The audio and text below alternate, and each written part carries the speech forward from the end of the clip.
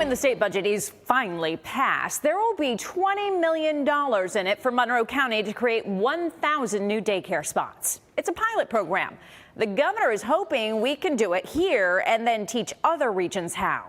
But as News 10 NBC investigative reporter Jennifer Lukey shows us, we've spent millions in taxpayer dollars before to expand access to childcare, and it had the opposite effect. We've been reporting on the lack of affordable childcare in our community for years now. We were told that we needed to start looking for childcare pretty much as soon as I found out I was pregnant, which we did. And Connor was on the wait list for probably about 20 to 25 daycare centers. Families need help with childcare. Things are rising. It's difficult to pay for things nowadays. Childcare is typically sometimes more than half folks' income. We weren't the only ones, so anything in this area, everything was already kind of full. There are not enough spots for families who need them, especially for babies and children up to age 3. It's a problem we've thrown money at before. Coming out of the pandemic, our region was awarded $96 million in federal child care stabilization grants.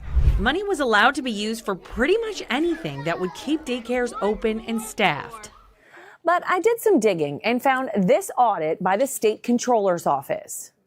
And it shows that after using up all $96 million of those taxpayer dollars, the Finger Lakes region actually lost 485 child care spots. 362 of those were here in Monroe County. So ready? Everybody count. The same county that has now been chosen to lead a pilot program to create child care spots. And I have great confidence in the Monroe County executive and the mayor here because we have used them for pilots many times. I asked Governor Kathy Hochul about the previous investment and results and the new money she plans on spending. Monroe County got about $60 million of those dollars. And in the end, they lost more than 300 child care spots. So we've tried to sort of dump money into it in the past. What do you think makes this $20 million different? Well, first of all, this is money that I have direct say over. I know they have the infrastructure, we have the relationship with them.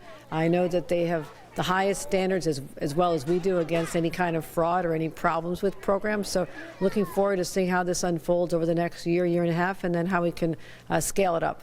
But at the moment, what exactly we'd be looking to scale up isn't clear. County Executive Adam Bello told me a few months ago they're still in the idea phase. Drop-in daycares, 24 daycares is something that's on our radar right now to look at. And then again, figuring out what's that supply and demand, where's the delta, and then how do we invest those dollars. So we have a number of months to develop the objectives that we're looking for. We want to have RFPs for community-based partners. We want to have accountability.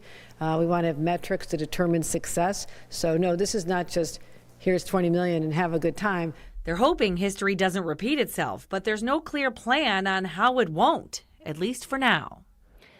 Okay, so while those months of planning are going on, what do you as a parent need to do if you can't find childcare or if you're going to need it soon? If you don't have any luck calling around to different locations, the Child Care Council locally can gather some options for you and make referrals. We can connect you with them at WHEC.com. Jennifer Lukey, News 10 NBC. A number of groups that study possible solutions to the child care crisis say expanding the workforce is most crucial. Paid training and higher hourly rates would also help. They say universal pre-K for all 3- and 4-year-olds would free up spots in daycares for younger kids.